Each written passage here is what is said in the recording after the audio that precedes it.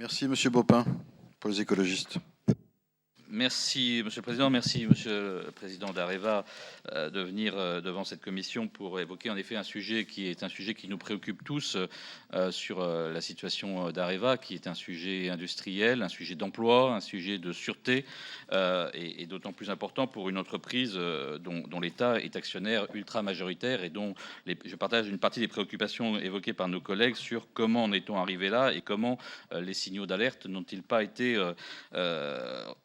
allumé plus tôt. On n'a pas, nous, vous le savez, la même évaluation en tant qu'écologiste de ce qu'est aujourd'hui le business model du nucléaire. Et d'ailleurs, quand le président Roussel était venu devant la commission d'enquête sur les coûts du nucléaire à l'époque, il n'avait pas caché qu'il y avait eu une érosion importante de ce business model dans les années passées, notamment depuis l'accident de Fukushima. Notre évaluation, nous, de la situation d'Areva, c'est que globalement, l'entreprise a toujours très largement, d'ailleurs comme globalement une bonne partie de la classe politique française sur ces questions, surestimé une surévaluation systématique des potentialités du nucléaire aujourd'hui dans le monde. Ce qu'on constate aujourd'hui, c'est que la part de l'électricité nucléaire dans le monde ne cesse de décroître, au moment où celle des énergies renouvelables ne cesse de croître, et on a un peu l'impression qu'on continue à vivre dans ce même mythe dans les interventions qu'on peut lire de la part de l'entreprise. Nous ne pensons pas pour autant que Areva n'a pas de rôle à jouer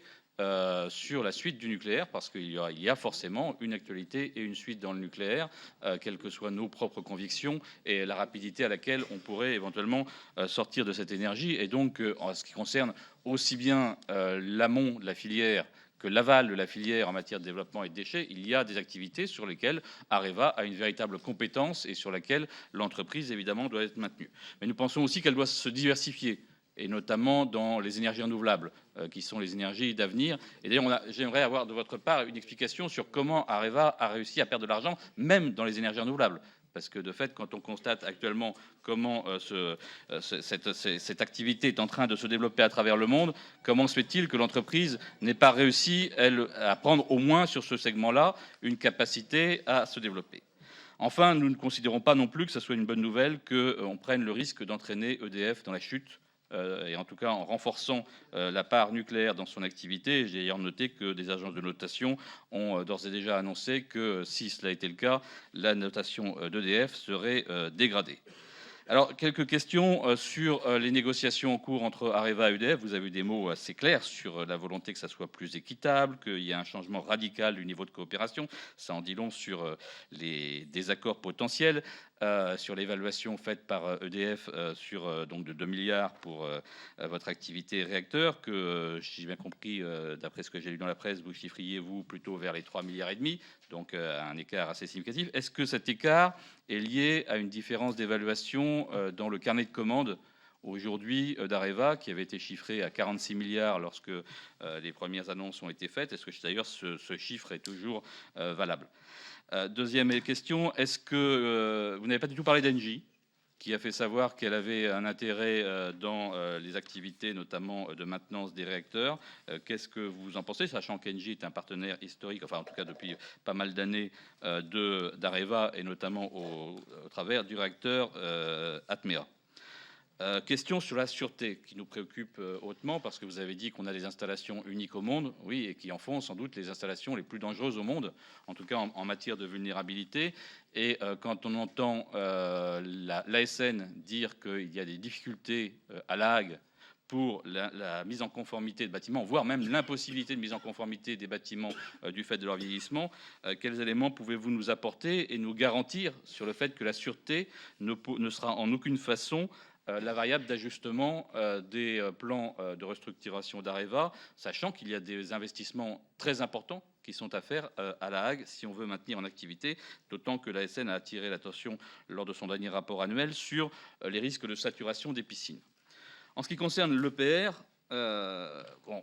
je crois qu'il suffit de lire la presse pour voir à quel point on découvre semaine après semaine des informations nouvelles sur les défaillances qu'il y a sur ce chantier. Je veux dire que ce qui m'a le plus étonné, c'est quand même de lire dans un rapport de l'IRSN rendu public il y a 2 jours, la phrase qui est que l'IRSN estime que la technologie retenue pour la cuve du réacteur est en régression technique par rapport à celle utilisée pour le parc en exploitation. Pour un réacteur dont on nous disait qu'il était l'évolution ultime, ou si ce n'est ultime, en tout cas une évolution importante en matière technologique et en matière de sûreté, dire que l'IRSN estime qu'au contraire, on est en régression, soulève des tas de questions. Est-ce que c'est une part de l'explication, d'ailleurs, de tous les problèmes que l'on rencontre aujourd'hui? Est-ce qu'on a voulu faire trop gros, mais en même temps, finalement, est-ce qu'on a voulu, pour certains aspects qui malheureusement se révèlent aujourd'hui des fragilités importantes, ne pas prendre en compte suffisamment toutes les sécurités nécessaires? Enfin, ultime question,